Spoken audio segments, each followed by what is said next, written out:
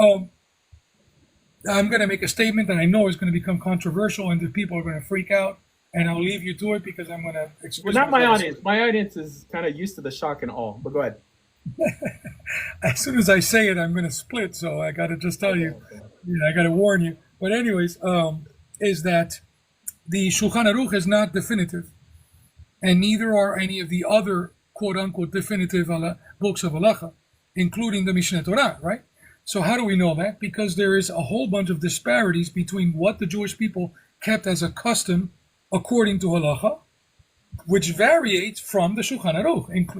Inclusive. That's why we have a mapa that basically had to say, no, stop a second. The Ashkenazi communities do such and such a thing, which is different, Yeah. which is No, we say impossible. that here all the time, by the way. We say it all the time. But I was talking to my friend Renegade right here, and I was telling him that Mishneh Torah is the only complete codification of Jewish law. I mean, Shulchan Aruch is not a codification; it's a compilation because it goes off the Rif, the Rosh, and the Rambam.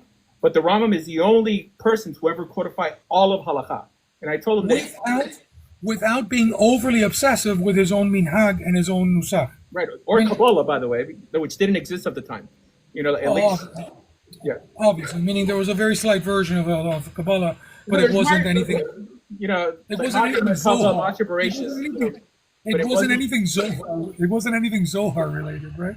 Right. So, as Zohar. So as we go forward, I just wanted to say the last little comment. So if I always ask this question, and this is one of my first questions that I ask at people who are quote unquote learned about halachot, I always ask this question.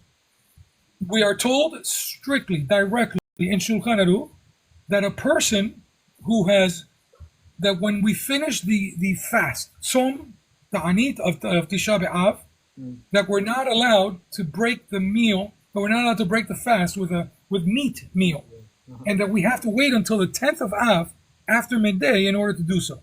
Right. The Rambam Is doesn't. that definitive?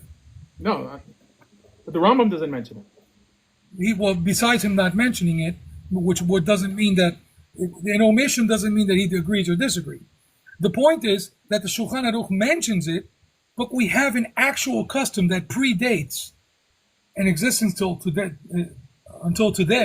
that predates the Shulchan Aruch, which is by the communities that live in the Baltic regions, like those Jews of Serbia, that they actually break the fast on a meat dish. Right. So that's not the way I learned it. You know, but I agree with you that there's things that I mean, Shulchan Aruch brings down that the Mishnah Torah doesn't bring down.